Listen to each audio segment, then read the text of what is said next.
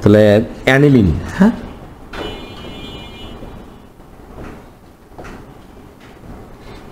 তো এটা হচ্ছে বেনজিন বলয়।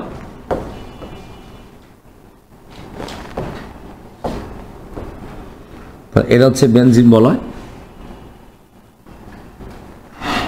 এই বেনজিন বলয়ের সাথে আমি সোডিয়াম মানে অ্যানিলিন হবে, অ্যানিলিন মানে NH2, হ্যাঁ, অ্যারোমেটিক অ্যামিন, তাহলে NO2 সোডিয়াম নাইট্রাইট।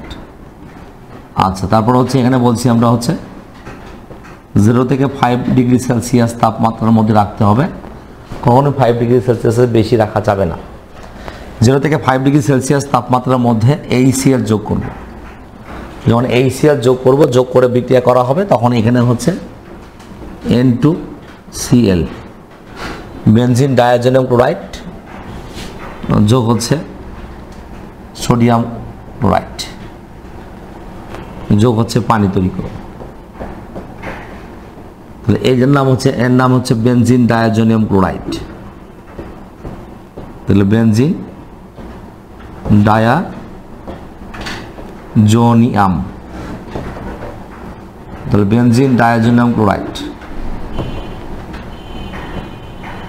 তো দেখেন, তাহলে অ্যানিলিনের সাথে 0 থেকে 5 ডিগ্রি সেলসিয়াস তাপমাত্রায় HCl এর উপস্থিতিতে আমি যদি সোডিয়াম নাইট্রেটের বিক্রিয়া করি, তাহলে তৈরি হবে কি বেনজিন ডায়াজোনিয়াম ক্লোরাইড। এবং বেনজিন ডায়াজোনিয়াম ক্লোরাইডের পরীক্ষাগারে এই প্রস্তুতির যে নামটা আছে, এর নাম হচ্ছে, এই পরীক্ষার নাম হচ্ছে, বলা হয় এটা প্রক্রিয়ার নাম হচ্ছে ডায়াজোটাইজেশন,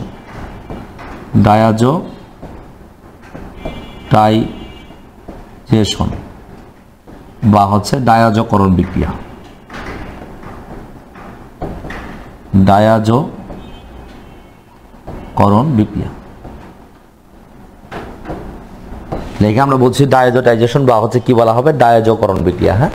তাহলে বেনজিন ডায়াজোনিয়াম ক্লোরাইড থেকে হচ্ছে এই যে অ্যানিলিন থেকে আমরা বেনজিন ডায়াজোনিয়াম ক্লোরাইড তৈরি করছি, এই বিক্রিয়ার নাম হচ্ছে ডায়াজোটাইজেশন বা হচ্ছে ডায়াজকরণ বিক্রিয়া বলা হয়।